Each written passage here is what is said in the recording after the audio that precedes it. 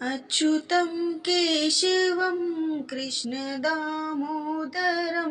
रामनारायणं जानकीवल्लभम्। जय श्री कृष्णा। मेरे चैनल पर आपका हार्दिक स्वागत है। आज मैं आपके लिए लाई हूँ माघ मास महात्म का तीसरा अध्याय।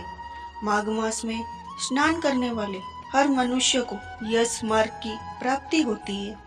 माघ मास में स्नान करने से पितरों का आशीर्वाद मिलता है। हर मनुष्य को माघ मास का स्नान करना चाहिए। माघ मास स्नान से मनुष्य दीर्घायु का होता है। उसे लक्ष्मी और अच्छे सौभाग्य की प्राप्ति होती है। मनुष्य से जाने अनजाने जो पाप होते हैं उनसे मुक्ति मिल जाती है। जो मनुष्य माघ मास में स्नान करता है, जब लगता है कि दुर्भाग्य हमारा पीछा नहीं छोड़ रहा, तो माघ स्नान से दुर्भाग्य सौभाग्य में बदल जाता है। श्री हरि की प्राप्ति के लिए माघ मास स्नान अवश्य करें। माघ मास में स्नान करने से कोई गलत ना कार्य करे और ना ही गलत वस्तु का सेवन करे। माघ मास से गौतम ऋषि द्वारा श्रापित इंद्र भी श्राप मुक्त हुए थे। माघ मास में स्नान करने से मनुष्य के शरीर में स्थित जो पाप होते हैं वो जलकर भस्म हो जाते हैं। भगवान विष्णु को माघ स्नान से बहुत प्रशंसा प्राप्त होती है। भगवान कृष्ण की प्राप्ति के लिए माघ मास में स्नान अवश्य करें। माघ मास में देवता भी पृथ्वी पर आते हैं और प्रयाग में स्नान करते हैं। मनुष्य रूप में देवता भजन कीर्तन करते हैं और सूर्य अर्घ जप तप दान से दैविक भौतिक तापों से मुक्ति मिलती है। सूर्योदय से पहले जल में भगवान की तेज रहता है जो पापों का समन करता है। अब आप सब मेरे साथ मिलकर बोलिए विष्णु भगवान की जय, शिव शंकर भोलेनाथ की जय, ओम श्री गणेशाय नमः। राजा दिलीप कहने लगे कि महाराज ये पर्वत कितना ऊंचा और कितना लंबा चौड़ा है। तब वशिष्ठ जी कहने लगे कि 36 योजन मतलब 1 योजन 4 कोस का होता है। ऊंचा ऊपर चोटी में 10 योजन चौड़ा और नीचे 16 योजन चौड़ा है, जो हरी चंदन आम मदार देवदार और अर्जुन के वृक्षों से सुशोभित है। और दुर्भिक्ष से दुखी होकर इस पर्वत को और फल फूलों से परिपूर्ण देखकर भृगु वहीं रहने लगे और वहां कंदराओं वनों और उपवनों में बहुत दिनों तक तप करते रहे। इस प्रकार जब भृगु ऋषि वहां पर अपने आश्रम पर रह रहे थे तो एक विद्याधर अपनी पत्नी सहित उतरा। वे अत्यंत दुखी थे।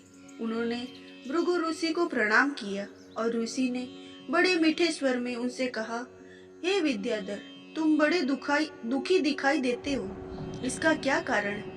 तब विद्याधर कहने लगे कि महाराज, पुण्य के फल को पाकर, स्वर्ग पाकर तथा देवतुल्य शरीर पाकर भी मेरा मुख व्याघ्र जैसा रहता है। मेरे दुख और अशांति का यही एक कारण है। न जाने किस पाप का फल है। मेरे चित्त की व्याकुलता का दूसरा कारण भी सुनिए। मेरी पत्नी अति रूपवती, मीठा वचन बोलने वाली, नाचने और गाने की कला में अति प्रवीण, शुद्ध चित्त वाली, सातों सुरों वाली, वीणा बजाने वाली, जिसने अपने कंठ से गाकर नारद जी को प्रसन्न किया, नाना स्वरों के नाद से वीणा बजाकर कुबेर को प्रसन्न किया, अनेक प्रकार के नाच ताल से शिवजी महाराज भी अति प्रसन्न और रोमांचित हुए। शीत उदारता रूप तथा यौवन में स्वर्ग की कोई अप्सरा भी ऐसी नहीं है। कहाँ ऐसी चंद्रमुखी स्त्री और कहाँ व्याघ्र मुख वाला। यही चिंता सदैव मेरे हृदय को जलाती है। विद्याधर के ऐसे वचन सुनकर तीनों लोकों की भूत भविष्य और वर्तमान की बात जानने वाले तथा दिव्य दृष्टि वाले ऋषि कहने लगे, हे विद्याधर, कर्म के विचित्र फलों को प्राप्त होकर ज्ञानी पुरुष भी मोह को प्राप्त हो जाते हैं। मक्खी के पैर जितना विष भी प्राण लेने वाला हो जाता है। छोटे छोटे पापों का फल भी अत्यंत दुखदायी हो जाता है। तुमने माघ मास की एकादशी का व्रत करके द्वादशी न आने तक शरीर में तेल लगाया, इसी पाप कर्म से व्यग्र हुए। एकादशी के दिन उपवास करके द्वादशी को तेल लगाने से राजा पुरुवा ने भी कुरूप शरीर पाया था। तब वह अपने कुरूप शरीर को देखकर दुखी होकर हिमालय पर्वत पर देव सरोवर के किनारे गया। प्रीतिपूर्वक शुद्ध स्नान कर कुशा के आसन पर बैठ कर भगवान कमल नेत्र, शंख, चक्र, गदा के धारण करने वाले, पीतांबर पहने, वनमाला धारण किए हुए विष्णु का चिंतन करते राजा पुरुवा ने 3 मास तक निराहार रहकर भगवान का चिंतन किया। इस प्रकार 7 जन्मों में प्रसन्न होने वाले भगवान राजा के 3 महीने के तप से ही अति प्रसन्न हो गए और माघ की शुक्ल पक्ष की एकादशी को प्रसन्न होकर भगवान ने अपने शंख के जल से राजा को पवित्र किया।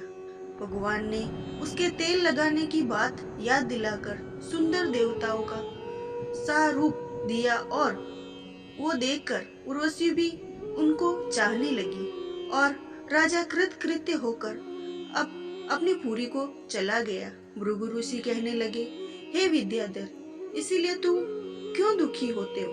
यदि तुम अपना ये राक्षसी रूप छोड़ना चाहते हो तो मेरा कहना मानकर जल्द ही पापों को नष्ट करने वाली हेमकूट नदी में माघ में स्नान करो, जहाँ पर ऋषि सिद्ध देवता निवास करते हैं। अब मैं इसकी विधि बतलाता हूँ। तुम्हारे भाग्य से माघ मास से मैं 5वें दिन आने वाला हूँ।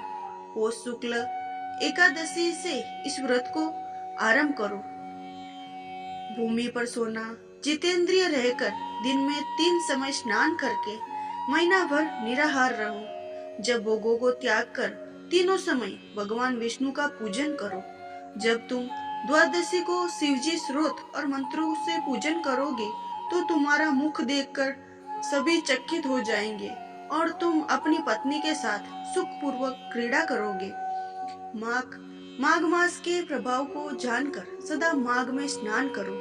पाप दरिद्रता से बचने के लिए मनुष्य को सदा यत्न से माघ मास का स्नान करना चाहिए। स्नान करने वाला इस लोक तथा परलोक में सदा सुख पाता है। वशिष्ठ जी कहते हैं, हे दिलीप, भृगु जी के ये वचन सुनकर ये विद्याधर अपनी स्त्री सहित उसी स्थान पर पर्वत के झरने में माघ का स्नान कर रहा और उसके प्रभाव से उसका मुख देख सुदर्श हो गया और वह मणिग्रीव पर्वत पर आनंद से रहने लगी।